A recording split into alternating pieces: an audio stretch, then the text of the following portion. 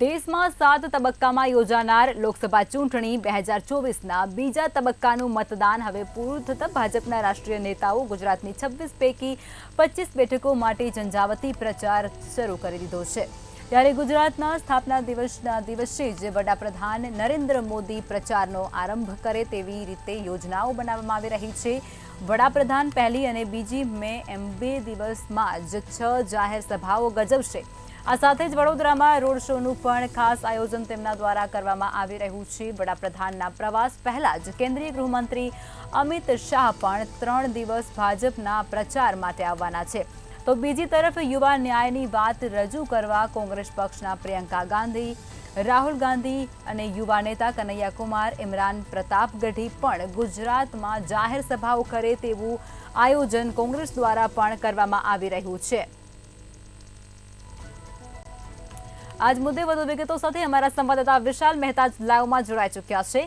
વિશાલ, જે પ્રમાણે માહિતી સામે આવી રહી છે, હવે બીજા તબક્કાનું મતદાન કાલે પૂર્ણ થશે, ત્યારબાદ જે સ્ટાર પ્રચારકો છે તે ગુજરાતની અંદર આવશે અને ત્યાં ઝંઝાવતી ચૂંટણી પ્રચાર શરૂ કરશે। શું કહેશો? લખમાં જે રીતે લોકસભા ચૂંટણીને લઈને ઝંઝાવતી પ્રચારનો દોર ચાલી રહ્યો છે, જેમાં બીજા તબક્કાનું મતદાન પૂર્ણ થતાં હવે તમામ કેન્દ્રીય નેતા અને સ્ટાર પ્રચારકો છે તે હવે ગુજરાતમાં આવશે।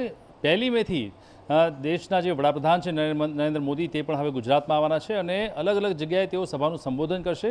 ઉલ્લેખનીય છે કે પહેલા 2 દિવસમાં જ એટલે કે 1 મેના રોજ જ્યારે ગુજરાતનો સ્થાપના દિવસ છે ત્યારથી તે પોતાના જે સભા છે તેનું સંબોધનની શરૂઆત કરવાના છે। સાથે જ 1 અને 2 મેના રોજ કુલ તે 6 સભાઓ સંબોધન કરશે।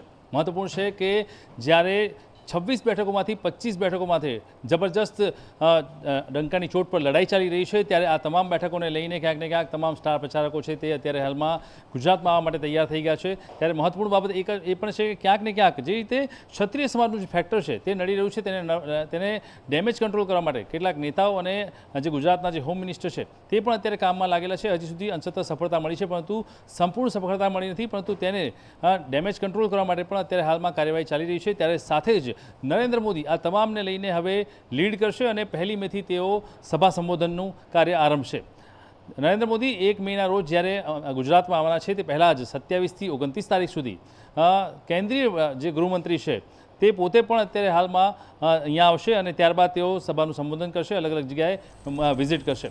જે રીતે અત્યારે હાલમાં સમગ્ર બાબત છે તેને લઈને અત્યારે હાલમાં આ સભા સંબોધન લઈને 1 તારીખથી ઝંઝાવતી પ્રચાર શરૂ કરવામાં આવશે। જી, તમામ વિગતો આપી તે બદલ આભાર।